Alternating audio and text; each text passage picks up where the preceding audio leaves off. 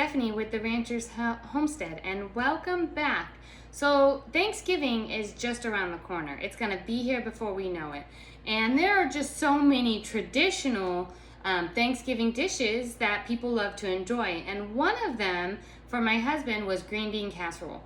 But the traditional way to make green bean casserole, or I guess the French's fried onion way to make green bean casserole, is not gluten-free. And there's two reasons for that.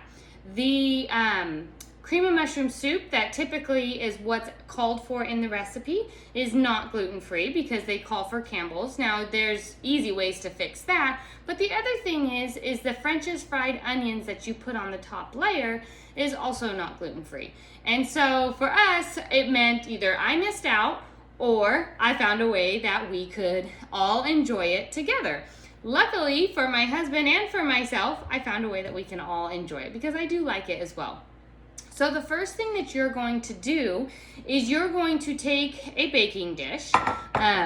Now, when I'm making this for Thanksgiving, I will double this recipe for a crowd of about 12 to 15 people. So this is usually for my family of 5. This feeds us just for a normal night of a meal if you're going to do green bean casserole on a normal meal, just for your own reference. I can pressure can my own green beans over the summertime, and so that is actually what I have here that I am going to dump into my baking dish. Okay, so you're gonna wanna make sure that your green beans are drained. Now, these green beans are pretty much equivalent to 2 canned green beans from the store. This is a quart-sized jar of my pressure canned fresh green beans from the garden. And I'm gonna dump those right in. A little bit of juice is not a big deal, but you wanna try and get all of the juice out. Now, the next step is about getting your cream of mushroom soup. So I have made here on the stovetop just my homemade cream of anything soup. So it's not technically a cream of mushroom soup, but we don't mind it. And I use this recipe for any of my recipes that call for cream of mushroom or cream of chicken or any of that. You can find this on the blog if you need it. It's basically just a powdered mixture that you keep in your cupboard, and then you just heat it up on the stove with a little bit of beef broth or chicken broth, and it makes a nice cream of mushroom or cream of chicken. So I use 1 batch of this. Now if I were to double this recipe, I would do 2. If you don't want to make your own cream of mushroom, you can just buy a gluten-free one, which the best brand that I have found for a cream of mushroom soup would be the Pacific brand. So now I'm just gonna mix this all up so your green beans are nice and coated. And here comes the tricky part. You want to make a French's fried onion mixture, but you can't just fry up onions. I mean, you can, but it's a lot harder and a lot of work. So what I'm going to do here is I have 3 tablespoons of melted butter.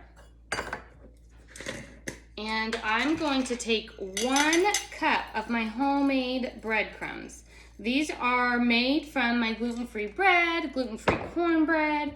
You can just buy gluten-free breadcrumbs from the store if you don't have them to make, but it's so easy to make, and I think that they're even more delicious because you can leave them kind of chunky. Oh, let me get another spoon here. Okay, so I'm gonna mix this all up with the butter and make kind of like a little paste. And then I'm going to add 2 tablespoons of minced onions. So these are just dried onion flakes, and I'm gonna put 2 tablespoons in here. But let me give you a little trick. I don't normally measure any of this. I just slip it in as I feel necessary. And then I'm gonna do about a 1/2 teaspoon of garlic salt, because we love garlic, and about 1/4 of a teaspoon of pepper. Okay, now I'm just gonna mix it all up. So so that it's all incorporated. And then I'm just gonna sprinkle it right on the top of my green beans.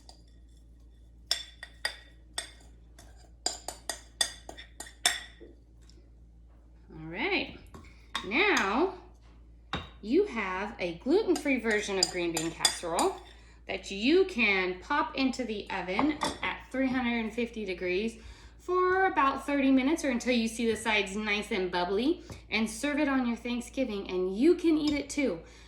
So one of the best things that I love to do is to adapt a recipe to gluten-free so that everybody can enjoy it and nobody has to miss out. Have a happy Thanksgiving.